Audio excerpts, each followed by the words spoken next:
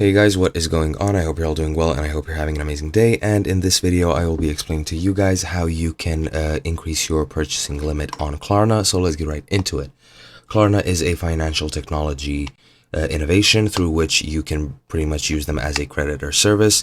You can browse online storefronts and online stores and purchase items from them. However, you can use Klarna to either directly purchase them or to take out a loan, so to speak, where you can purchase that item and then you can pay off that debt to Klarna, either by invoice or by direct payment or whatever.